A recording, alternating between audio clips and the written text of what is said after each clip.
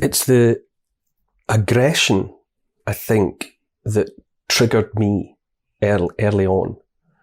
It was how rapidly that which might reasonably have been advice became coercive instruction, backed up by real slanderous, aggressive, vitriolic, shaming rhetoric. And I thought, if the people who ought to have our best interests at heart in this, if they really are doing it for our good, they wouldn't need to force it. If it's consensual and it comes from a place of love, it's a different animal than this. I thought, why am I being shouted at already? I haven't done anything wrong. I asked some questions early on. My wife and I asked questions about vaccines. All we did at the beginning was say, let's watch this, because this is all new stuff. Let's just wait and see. But waiting and see was swiftly taken away as an option. It was like fish or cut bait now. And if you don't do the right thing, we're coming for you. And the rapidity of that, how quickly it was like that, was what triggered the lizard tail in my amygdala or something. And I thought, for the first time in my life, I'm in danger here from people, and I know not whom, but I know I'm in danger. And I wasn't quite sure what to do, fight or flight, but I knew I was, and it was the first time in my life my body had ever responded. It was a real physiological response to danger. Aged 53 or whatever age I was when all this started, and I thought, I've never felt like this before, and I just trusted it. I thought, well, I have to pay attention to that, because that's coming from somewhere deep.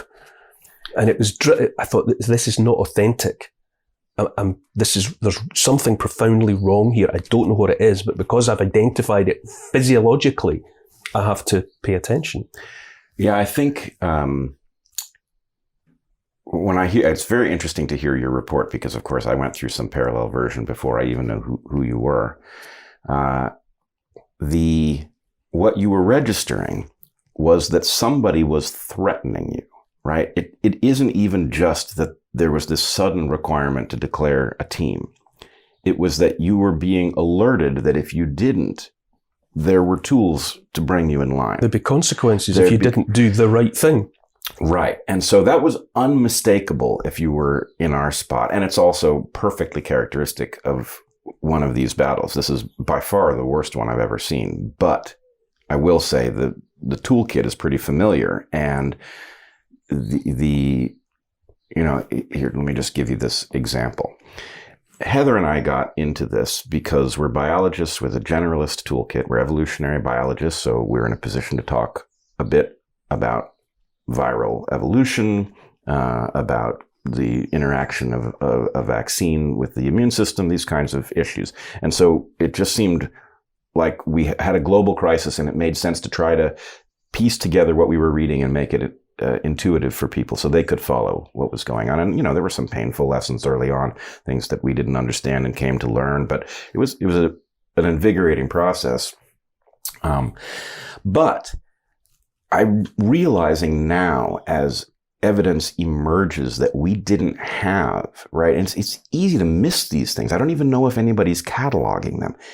That the whole thing was set up not to be understood, right? So, for example, the idea of an mRNA vaccine, right? You can tell me it's an mRNA and it's packaged in lipid nanoparticles, and the lipid nanoparticles pull it into cells because the surface of the cell is made of lipid, and chemically they will tend to affiliate, right? I get that. And I can intuit, okay, the mRNA gets into the cytoplasm and it's going to make protein, and those proteins are going to do something. And then I can know, okay, one of the things they're going to do, they all make spike protein, but the spike protein has been modified so that it lodges in the cell surface so the immune system can see it. That's pretty elegant, right? You could imagine that working. Here's what they didn't tell me. They didn't tell me that they had modified the RNA too, right? They modified the RNA in a way that makes it most unusual and prevents its breakdown. Now, I know why they did that, and it's a worthy experiment, but I wouldn't run it on a human. right? You wouldn't want to inject a modified RNA into a person not knowing what happens when the body is faced with this thing and can't break it down. Because what it means is that the spike protein is going to continue to be made, right?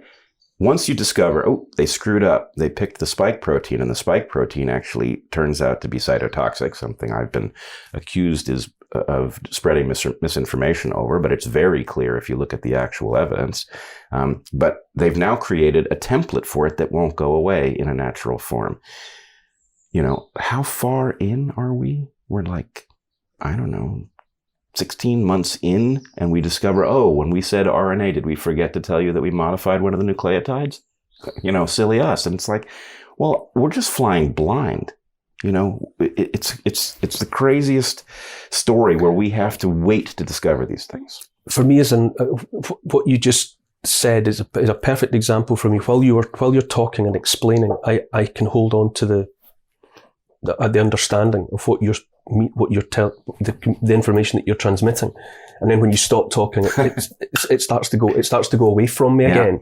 I can only hold on to it while it's actually happening. So because I'm a non-scientist and I don't have that, you know, the understanding that you have as an evolutionary biologist, I just had to go on gut. Right.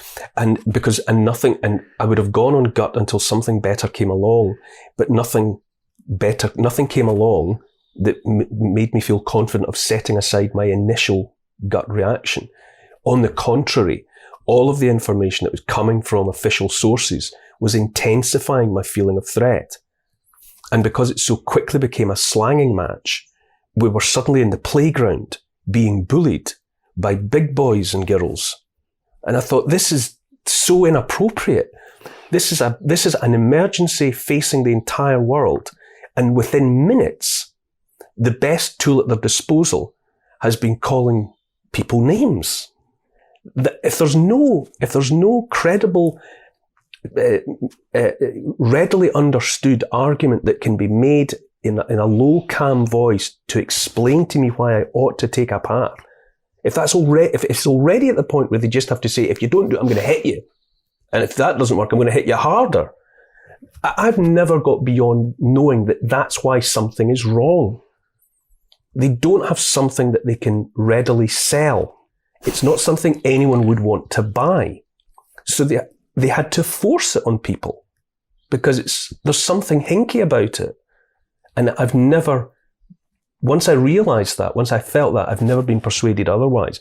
So it's not been scientific for me because what I would have expected from scientists hasn't been there either, unless and until I started making contact with the people that we're talking about, like yourself, like Tess, and the people that were in that room yesterday, Robert Malone and all of these other people.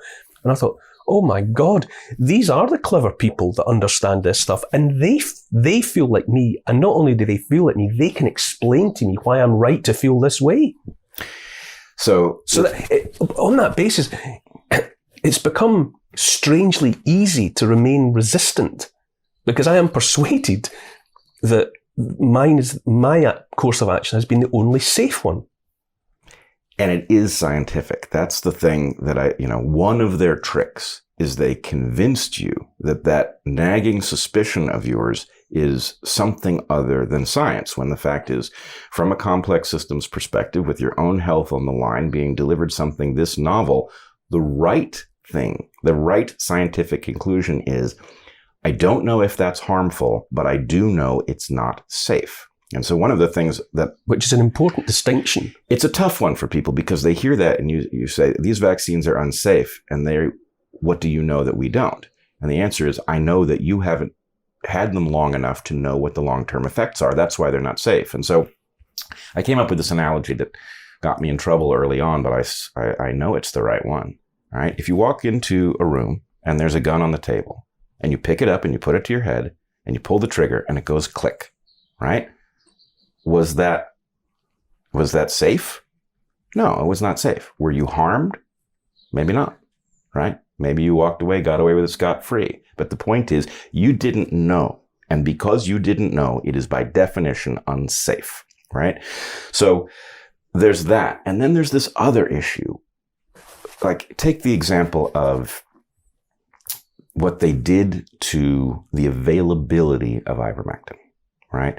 Ivermectin became almost impossible, in the US at least, to get from a pharmacy, which meant that they were taking pharmacists and they were getting between those pharmacists and the doctors who were writing their prescription, which means that they were not confident of their ability to compel your doctor that it didn't work. So if their point is it doesn't work and that's why you can't have it, why are you strong-arming my pharmacist and my doctor, right? You should be able to convince them. They went to school for this, right? And the point is, if you can't convince them, that's not really my problem, right? You're telling me your argument isn't any good. You're telling me in myriad ways. And the only inference I can have is that there's some reason you don't want me to have this that isn't about it not working, right? That was the implication, I think. One of the things that upset me quite early on was when it was explained to me that the emergency use authorization was contingent upon there being no other way to go. That you could only get that emergency use authorization for that kind of global rollout of something brand new and untested if it was the only option. You know, if the house is on fire, you just have to fight it with whatever you've got, even if it's not the ideal thing. You know, you fight it with whatever you've got, and that would justify you doing some pretty extreme things. But in the case of COVID-19, there were alternatives, and if they had acknowledged, and when someone explained to me, well, if they acknowledge that there's anything at all that's already available that will mitigate symptoms and all the rest of it, they can't get the emergency use authorization. I thought, well, that's obvious then. This is clearly the explanation for why ivermectin became like trying to buy, crack cocaine. Yeah. It was that unavailable and it was that taboo. And I thought, well, once it was explained to me, well, they can't allow that to be there because otherwise they can't roll out the vaccines. Ivermectin, pretty much free. Vaccines, very, very expensive and profitable. You don't need to be any kind of scientist to join those two dots together and work out what's happening. Right. I always wondered, these people who believe that this story made sense, let's suppose, just hypothetically, that you had a technology that might be worth hundreds of billions of dollars. And what stands between you and those hundreds of billions of dollars is an out-of-patent drug that's so safe that you can give it under conditions of great uncertainty. You don't even need to know that the patient actually has the disease. It's safe enough to be cautious and give it to them and give it to their family because it has a prophylactic effect.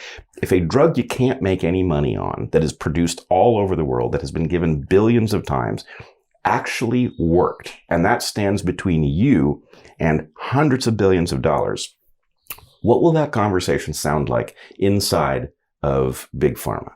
Well, do we actually expect that somebody would say, well, gentlemen, I hate to break it to you, but we have this amazing, it's a market that could open up for us. It's a huge new sector. It could transform our industry, but there is this lovely molecule and it works so well that actually there's no reason to deploy it. Do we imagine that conversation happened? I can't imagine what it would sound like. So we've all gone through this. All the people that were in that room yesterday have all gone through that same process, more or less. And I now feel completely flame-proof from any continued attempts to persuade me by the techniques that have been being in play. The shouting at me, the name-calling, the ridiculing and all the rest of it is now absolutely powerless to have any effect on me. It no longer matters what gets shouted at me by those people, what they call me. I have become somehow immune to it. And so it's almost been cathartic. I've got to the other side of something. And being in that room yesterday and talking about the shared experience with all those other people, I think, yes, we've been through something. This has been a wholly unexpected event that has affected millions of people, and it's shoveled some people in one direction and it's moved some people in the other direction. And having gone through that sorting process, has been revelatory.